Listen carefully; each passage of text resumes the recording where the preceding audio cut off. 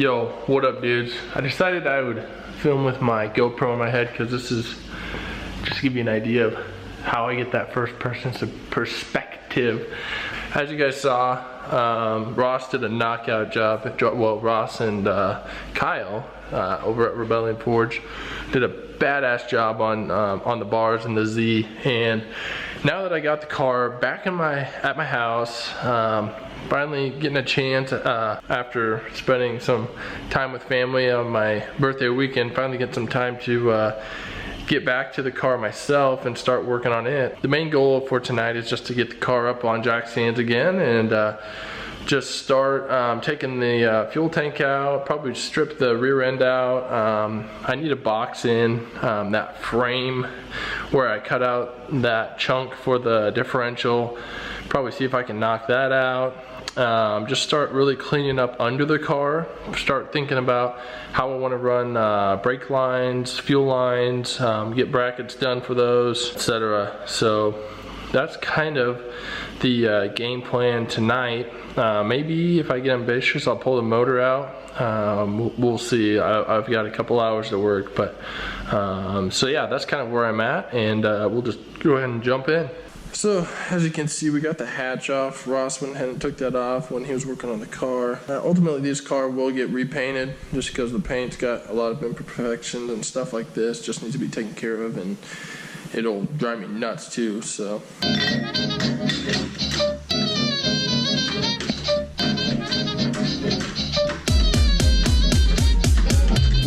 What was I saying? What was I saying?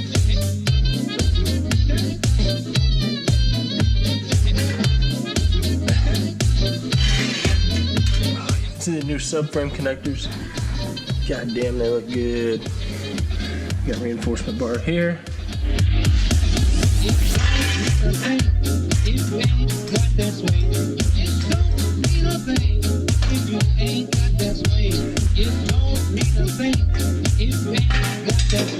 A lot of stuff I've been thinking about, particularly the fuel system. I will be leaving the factory fuel tank in place. We're just doing what I believe is already there is going to be sufficient. It's an ATL drop-in. It's called the black box. It's a, I don't know, 6 by 6 inch black box with trap doors on all sides to help with fuel starvation and cornering situations and things like that. Other things I'm thinking about are how this entire body wiring harness. I'm going to, well, I plan on replacing this entire thing, believe it or not. We're going to go with an aftermarket, newer, more modern technology, relays, blinkers, etc., and replace all the old crusty wiring from 1973.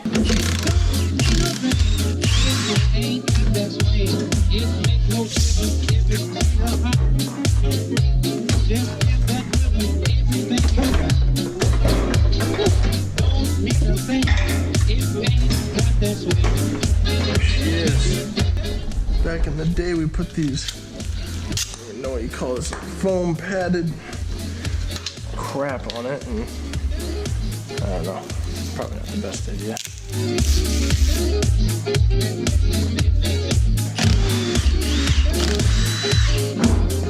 Right now, I'm kind of in a predicament as to how to approach the next step, because I want to pull everything off the bottom of the car to start cleaning up the bottom side, prepping it for pour 15, put in my fuel line brackets, run new brake lines, but at the same time, this whole rear end setup and having the motor in there acts as a guide and allows me to see where things land, and as far as, you know, running brake lines and seeing where the rear end and the transmission are relative to the body. I think I'm going to go ahead and just remove the whole front and rear suspensions, motor and transmission for now. You can always put them back up in there, easy enough. You know, start cleaning up the bottom side, start figuring out brackets for brake lines and fuel lines like I mentioned. So I'll go ahead and do that now.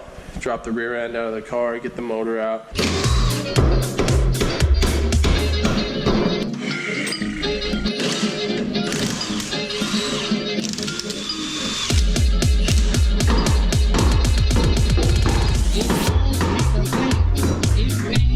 That's way. It don't mean a thing if you ain't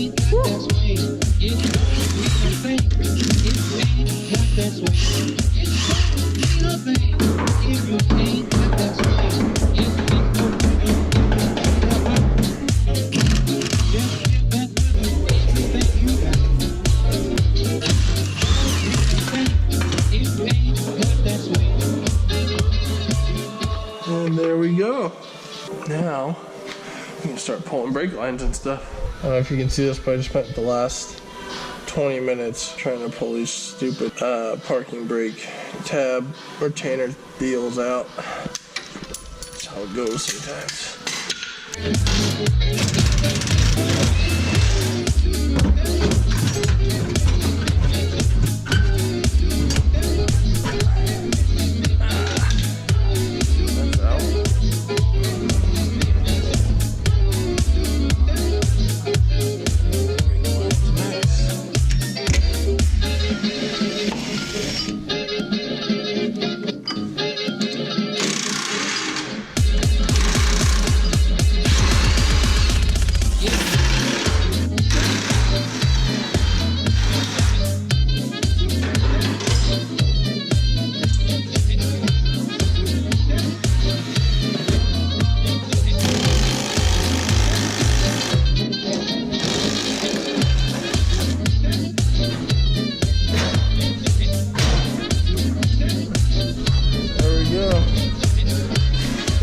Boy.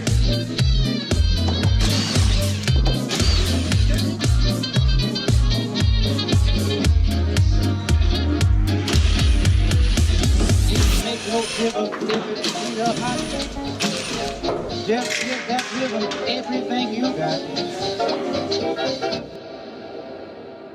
All right, this is another day back in the garage. We're forging ahead on this bad bitch. As you can see, I had Kenton, my buddy, come over and help me pull this out so I can start stripping out the brake master cylinder, brake lines, just literally taking everything out, front suspension, everything. I might leave the front suspension just so that if it comes to the point where I need to put the motor back in and mock up brake lines and fuel lines just to know where they go, you know, I'll have that in there. So that's kind of the tricky thing, is like, as far as brake lines and fuel lines, I don't exactly know where things need to be routed relative to, you know, is the transmission going to be in the way? Oh, I don't know, I need to put that back in, you know, stuff like that. So that's some of the challenges that I face when trying to, you know, custom make stuff and bend it to fit and everything like that. So I'm going to be running all the brake lines outside of the engine bay. So like these brake lines in a turbo car, you know, you got your downpipe running relatively close to that stuff. Well, you know, heat and brake lines don't mix. You know, you can boil that brake fluid real quick if that line gets hot enough. So I'm simply just going to run it behind the firewall there and come out, you know, where we need to. With that being said, I'm going to go grab those cutting bits and show you guys what I got. Oh, here's the bits. The idea is that you center punch a hole and then you just use this to basically grind down the, drill out the spot weld using this pilot point here to spin on the pilot hole. And I've used, as you saw in the other videos, there's a different style of spot weld cutter that just has teeth on the outside of a bit, and those work okay, but you know, rather than trying to just cut out around the perimeter of the spot weld, I just wanted to try maybe just cutting out the entire thing, and that might be a little more efficient, because a lot of times those ones got stuck. That's how I chewed up that transmission tunnel and all that. So another thing I forgot to show you is that I got the old heater fired up in here.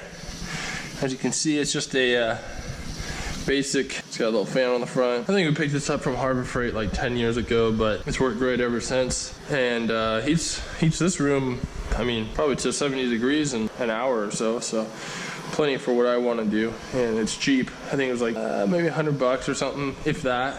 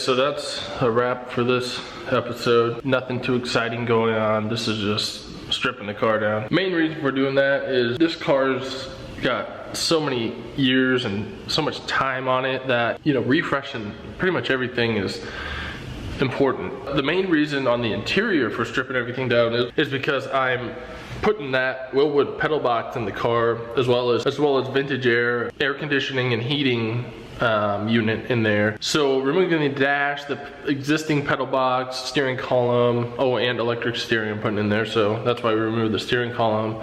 But regardless, I mean, removing all those, I'm gonna powder coat everything that crinkle black color. That's kind of the next step, is to figure out the Wilwood pedal box, master cylinders, so that I can start running brake lines and start doing things under the car, which brake lines are one of them, obviously. And then I think the next step will be fuel lines, which I'll need my intake manifold for, which will allow me to kind of cut the fuel lines to size and run the hard lines up to where they need to be. So right now I'm just kind of in a phase where I need to start strategizing which parts I want to do and in which order, in order to efficiently execute this project without having to redo things, rebuy things, undo, you know, revert things, and make sure everything, all the puzzle pieces fit together like they should. Thanks for watching. I know this isn't super exciting, but this is the process, and I'm just documenting every part of it. And I'm also sorry for any parts that were missed, and my GoPro case broke on me. I need to order another one now.